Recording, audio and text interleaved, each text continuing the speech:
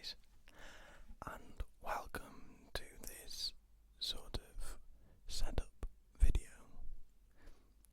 I suppose we'll call it a setup video. I'm more going to run down a list of some of the equipment that I use to create these videos that you see. And I'm going to show you everything from the headphones I've used throughout the time I've been doing this, and all of the microphones and cameras that I've used, because I get asked a lot about how it is I record and what it is I use to record and any hints and tips.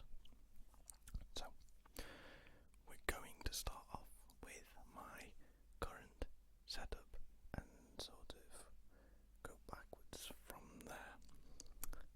Now, the microphones I use all of the time are these.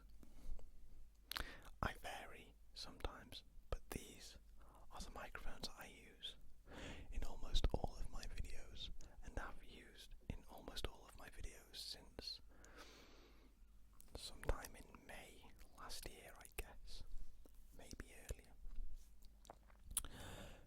These are a pair of S1200s. Now, these are made by a company called Studiospares, and Studiospares specialises in studio equipment and recording equipment, and they have their own range of equipment and microphones and things that they sell at a lower price. They have the same audio clarity as some of the higher end equipment and the same audio as the lower end. They have a very sort of wide variety of equipment, and I get a lot of positive feedback about these microphones, so that these just show you that these are okay microphones, and any sort of hiss that you really hear is from this, which is what we'll come to in just a moment.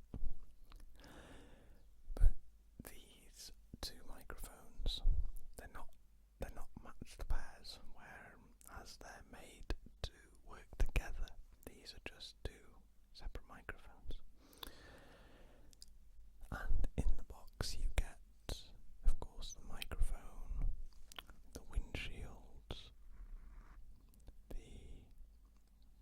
you get the clips as well, and it also comes with interchangeable mic capsules with different polar patterns. Now, the polar pattern, if you're not aware, is the area of which the microphone will pick up. So at the moment I am using what is known as a supercardioid microphone capsule, and what that means is it picks up very well at the front. Like, in terms of distance, I'm not too sure. It goes up and down depending, but it picks up very well at the front, better than a standard cardioid, which we'll move on to again in a second. But so it picks up well at the front, and because of how well it picks up at the front, you have to sacrifice a little bit at the back, because it sort of works like a figure of 8. So the more you come out this way to pick up, you've got to sacrifice a little bit at the back. So it will pick up a little bit of sound from the back, which I suppose is not a big deal unless you've got a really loud sound source coming from behind the microphone. The next capsule you get is a cardioid, which is almost the same as a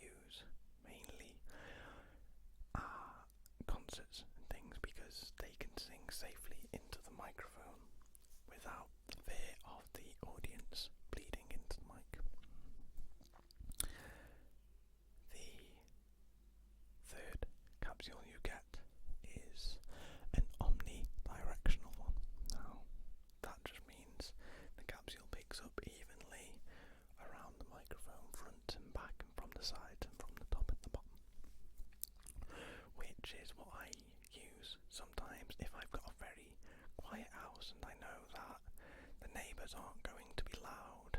I like using those because you can get slightly closer to the microphone without the microphone from popping.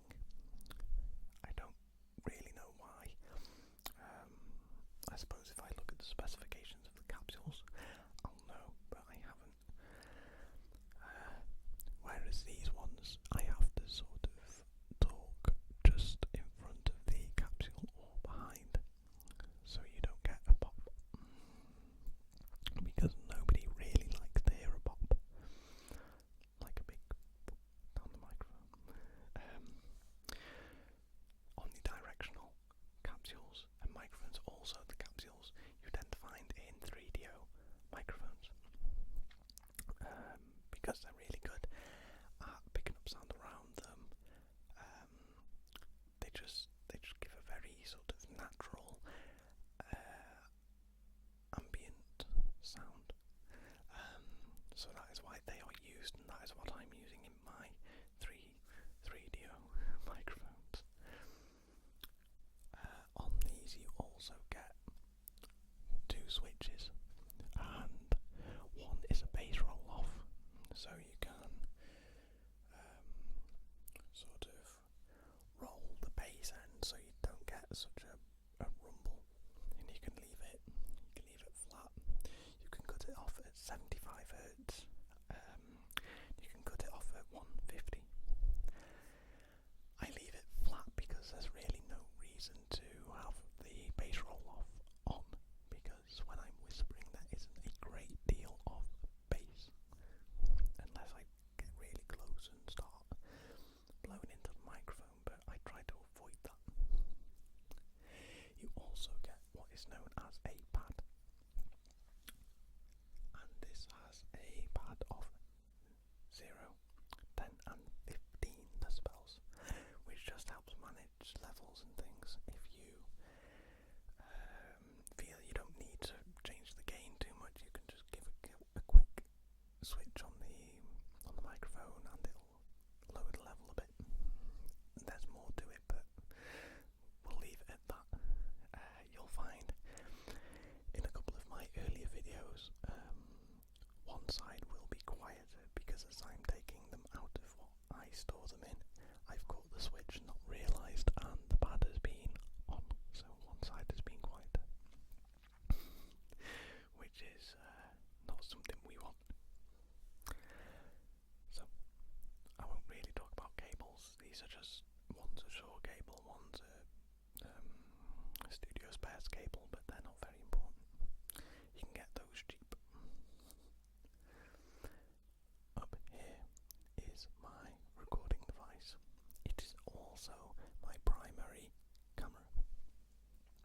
It is the Zoom Q8, and it records higher than 1080p, but I'm not sure how high because I don't use it. It also has essentially 4 audio channels because it has, I just remove this, it has 2 microphones here. Now this is what I use when I want to go for that Zoom sound, because they're a little bit noisy but not too much, and they have that sort of, it's a strange sort of clarity which makes for some very nice sounds, and they're very good for inaudible and mouth sounds. But this is what I mainly use, and I run my 2 microphones into the back. Now you can monitor the audio using the tist and sort of tilty, spinny LCD display. It is touchscreen, which I'm not a fan of, but really there's not a great deal of space on this thing to put nice controls on it. But it's got all different record settings, from bit rates to sample rates and all sorts of fancy numbers, but we'll not go into those because there's no need to.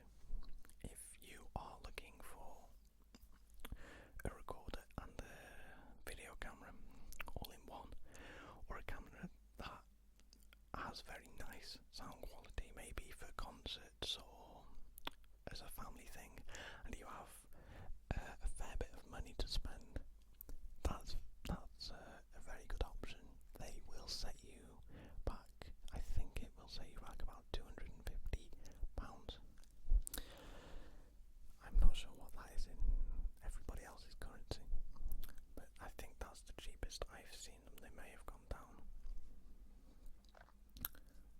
But you get your separate gain controls, and you get your gain control for the two built-in capsules actually on top of the camera, which is very handy. You also get the soft windshield.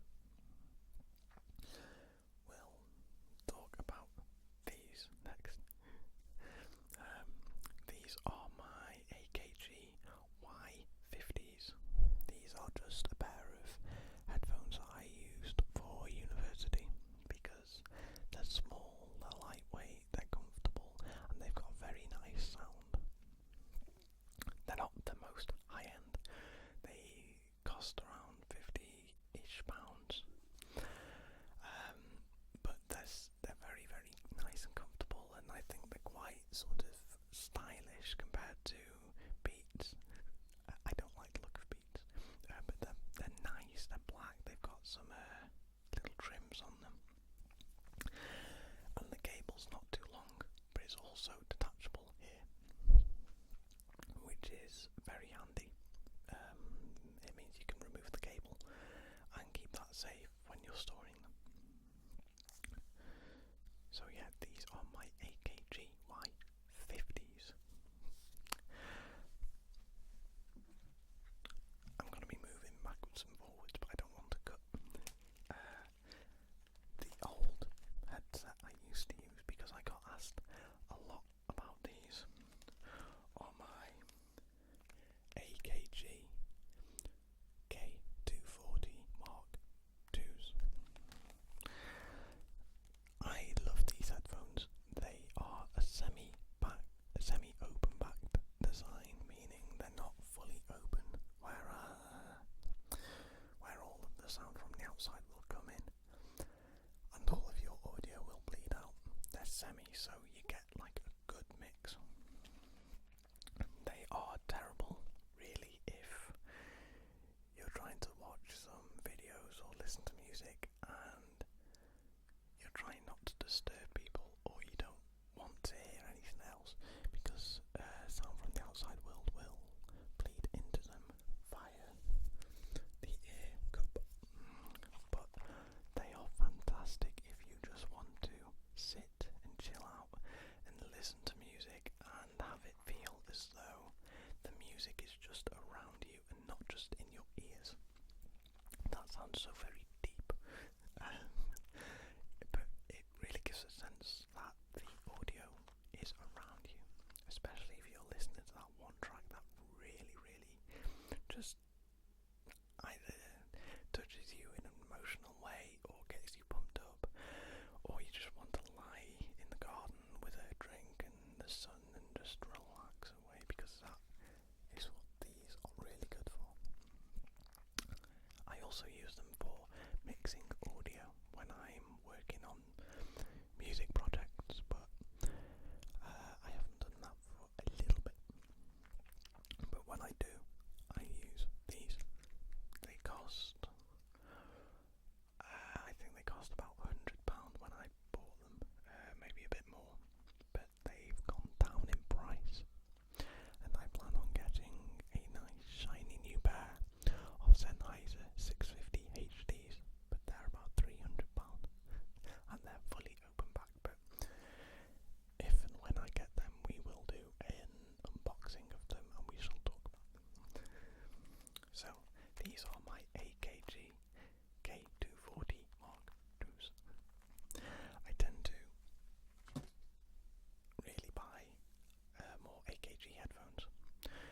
they're nicer, ones they're different.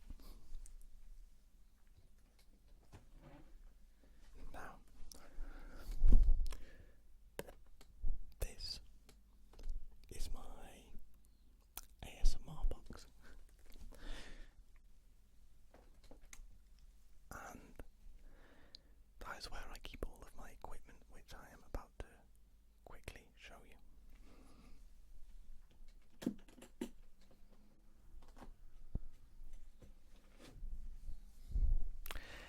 It was originally like a hairdressing box, and it had the hairdryer that I'm actually using right now. It had the hairdryer in it, and the brush, and some combs, and hair clips and things. But I took all that out, bought some foam, cut it to fit, cut all the holes in it, put black felt around it, which needs redoing, which is why I'm not showing you. And now it just safely transports everything without me having to spend about £50 on a specialised box that will only hold a certain type of microphone. But I'll show you the box once I've got it nice and ready. It just needs touching up.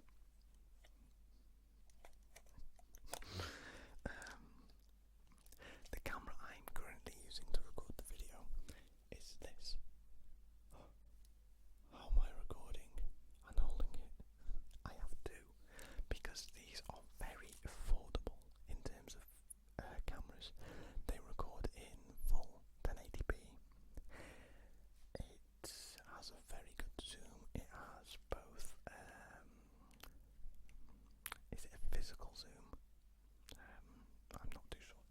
And it's got a digital zoom. I don't know a great deal about cameras.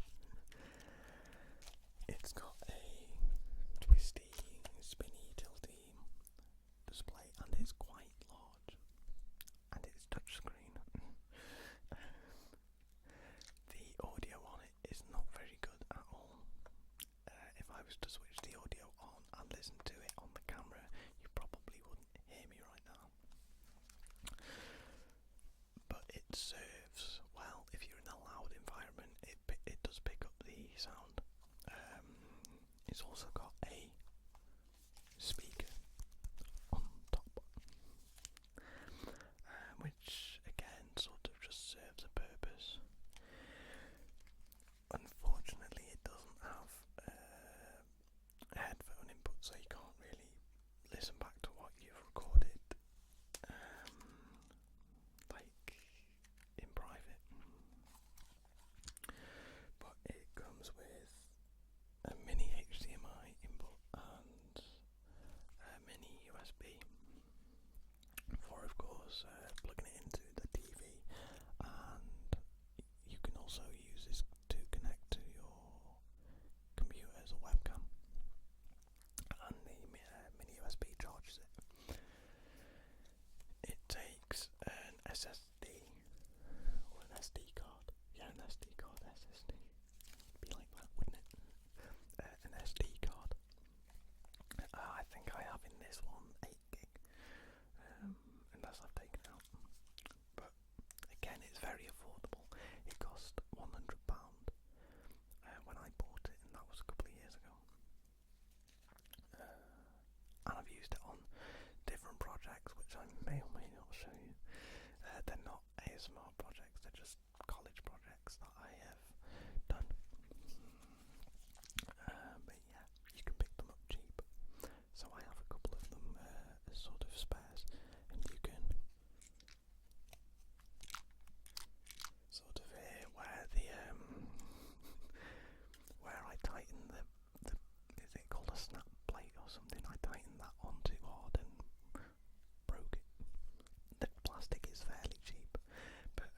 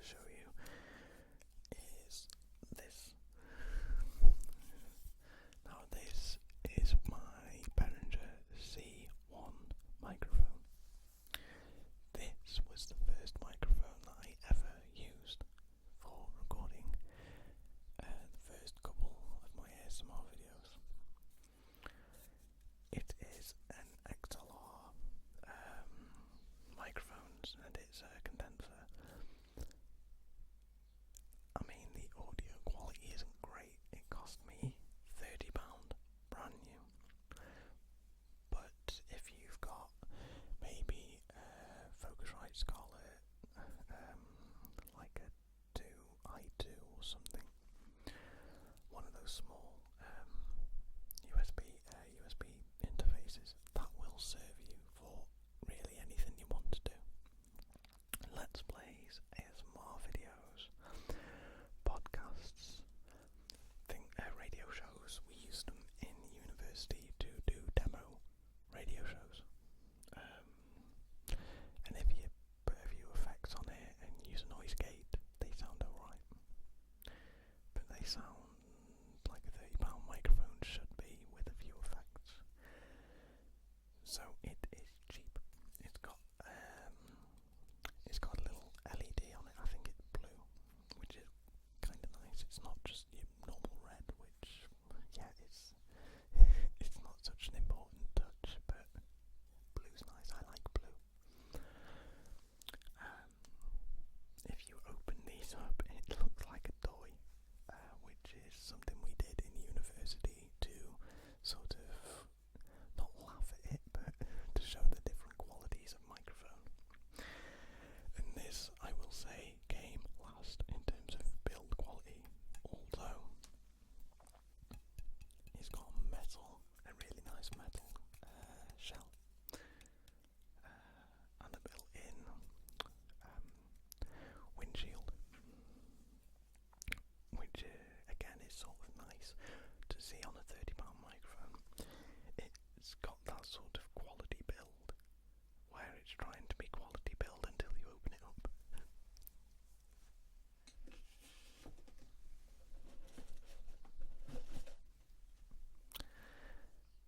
Right. After I used the Behringer C-1 microphone, I then bought this next microphone to replace it. My MXL 990. Now this is a very popular microphone because it's got a budget price but amazing sound quality. It's super clear, and if you set it up right, not in this but through a nice interface or a mixing desk, something that's going to eliminate any self noise and things, that will sound as good as a lot of sort of higher end microphones. This cost £90, I think, and you get a shock mount, a regular sort of mount like this, which just serves to hold it.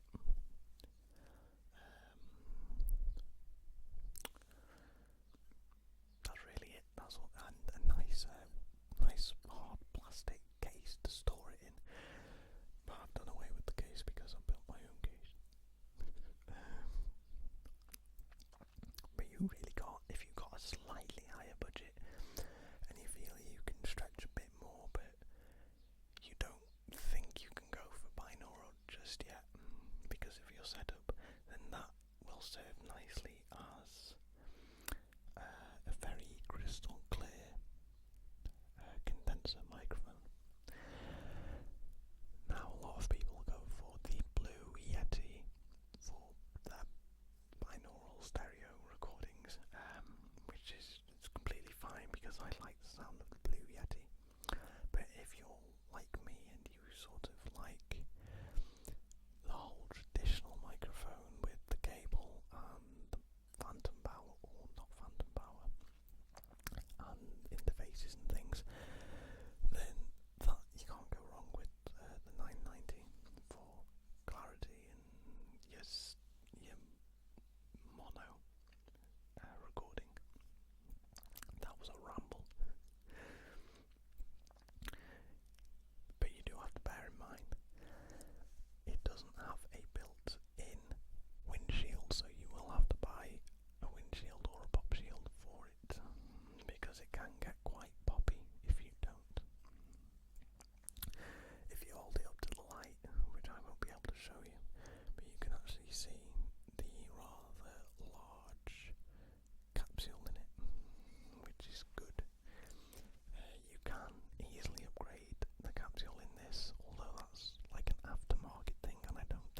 Excel want you to do it, but you can do it.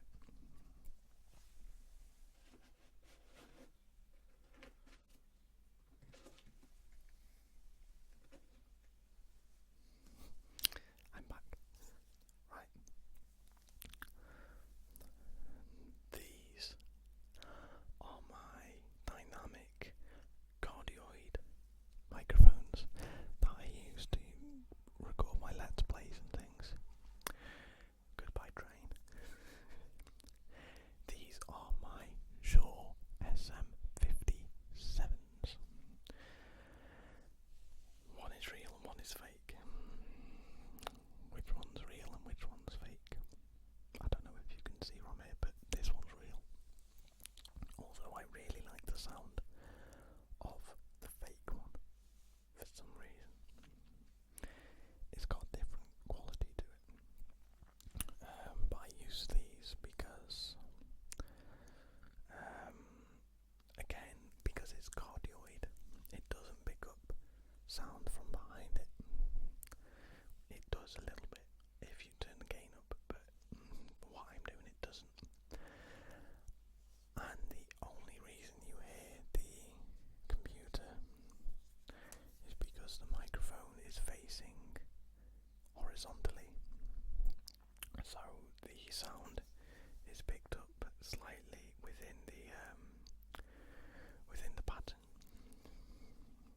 But I think if you turn it down, you can't hear it, which is good. There are a few differences in terms of build quality for the real and fake. The thread on the fake one, see how quickly that came off? That was a few turns. 1, 2,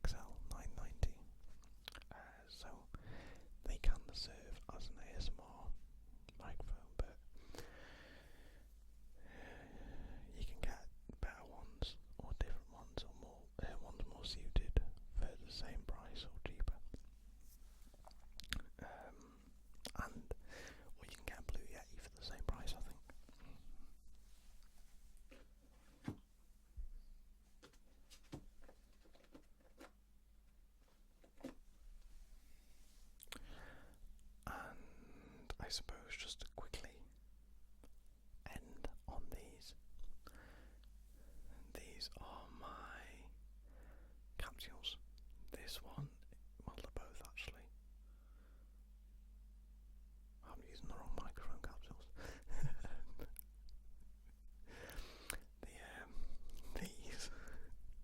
These are my supercardioid ones, and these are my cardioid ones, which is probably why when I went behind the microphone and spoke, I was a little surprised at why you couldn't really hear much of it. I was expecting to hear a lot more, but yeah, these are my hypercardioid or supercardioid, and these just screw onto the microphone itself. You can you just slide this off, unscrew the capsule, and then screw this one on. But you have to make sure that they are tight, otherwise you get some vibrations or humming and you don't get very good sound out of them.